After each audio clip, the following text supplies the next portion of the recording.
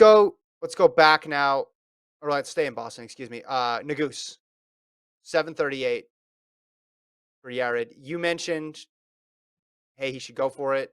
You mentioned all the signs pointed to him going for it. Why go out to Boston? The thing that stood out to me here is he had help through just past the mile. But man, last 6 laps, I think, was basically all by himself. I know this guy's capable of running fast on his own. He did it at the ACC prelims when he broke the collegiate record in the 1500. But it also made me wonder, hey, I know everybody plays the once you break the record, how much faster could you go? But you throw him in a pro field or a field with some of those guys that were in the 5,000 where he can just blend in and latch on. And I think there's more time there as well, too. This is another one where not surprised at all, just based on the caliber runner that Naguse is. I don't think you were surprised either, right? Yeah, I think Nuguse is now going to go down as the greatest solo runner of all time because he's broken now 2 collegiate records by himself. Obviously, he had a little bit of pacing in the beginning, Yeah, but I had more like help this one. Yeah. Yeah.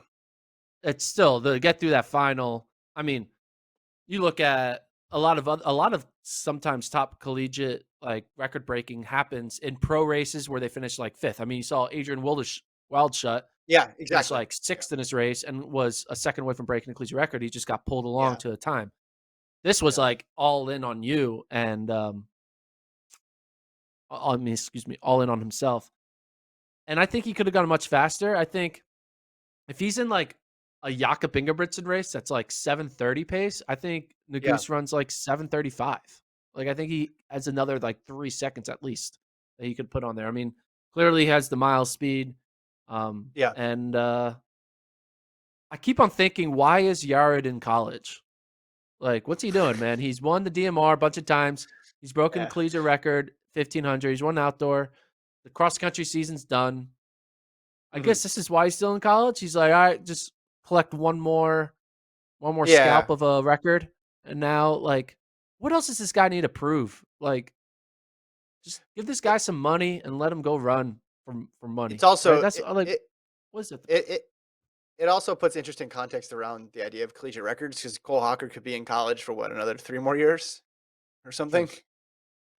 Yeah. So, but the fact remains 738 is impressive. It's an impressive time, and the mark that he beat and the people on that list are accomplished runners, and I just think the manner in which he did it indicates that there's more there. Not that it wasn't great on its own. It obviously was great on its own, but it was another one of those where when you watch it back, you expect to see a record attempt, especially today. I feel as if we're seeing more record attempts where the pacers stick around for longer. I have all these memories growing up of watching Kenenisa Bekele go for world records, and this could just be nostalgia talking, where he had like help through 2K or something, and then he ran the final 3K on his own, or he had help through 4K of a 10K, and then it was 6K. Like the whole Bowerman approach to it, where you have your other world class teammates. Like remember Woody Kincaid getting pace? Didn't Mohamed go through like 4,600 or 4,200 or Yeah. something of that 5K? It was insane. So when you see a record attempt, this reminded me almost. Here's another one, the more recent, Jenny Simpson. Some of those Jenny Simpson collegiate records were solo efforts with not even a rabbit around. So it was just interesting to see it get attacked from that perspective. Okay, so here's my question for you: the record Yeah, that he just broke yeah, was a how old a record?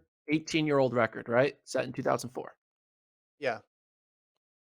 Over under 4 years that this record gets broken again. Under. I was gonna say the Yeah, same thing. That's kind of wild to say that though, right? yeah. That something I took mean, 18 years for it to break, and then we always automatically think, oh yeah, there's someone who's gonna break it within 4 years. Because I yeah. agree with you. I think I think it's not. I don't think it's going to be a 732 or anything crazy like that. But I No. think you could see someone knock a second off of that. Just Do you someone is gonna emerge. You've laid out the stats numerous times about how fast the mile and 3K men's teams are here or times are here. Someone is gonna emerge from that big pool of people that's gonna take it down, or there's gonna I be mean, another. Yeah, There's gonna be an Abdi Nerd Nika literally ran 7:40 this weekend. He's just right. less than 2 seconds away from that. Yeah, yeah. Well, what was the long track conversion on that though, Gordon? Wasn't that in Yeah, Seattle? yeah. I mean, Well, but maybe this Nerd, maybe this Young, Wolf, all the young guys are really fast. what if this record only lasts a week? Because Nico Young, That'd be under I'm not sure 4 where he would years then. what's that? They'll be under 40. But, like, Nico So I'd Young, win. I'd go didn't run the 3K because he was sick, and Nico Young does not have a 3K time qualifier. And right now, the 3K time qualifier is 7:47. So mhm, I'm guess he's clearly gonna have to run a good 3K. Would mhm. Nico just be like, "All right, I'm gonna go run Yeah, 3:38.0." I mean, not 3, 7:38.0. 7:38. Yeah. Yeah, It wouldn't I that mean, would be that wild. actually would surprise me. I'm so used to saying that wouldn't surprise me, but that actually would surprise me. But I think within the next year around this time, this magical weekend when everybody's going for it, I think is when Yeah, we'll see some serious threats towards it. And just with the pacing setup alone, I think you get a little bit more time off that. All right, we got 3 more races to get to, Gordon. In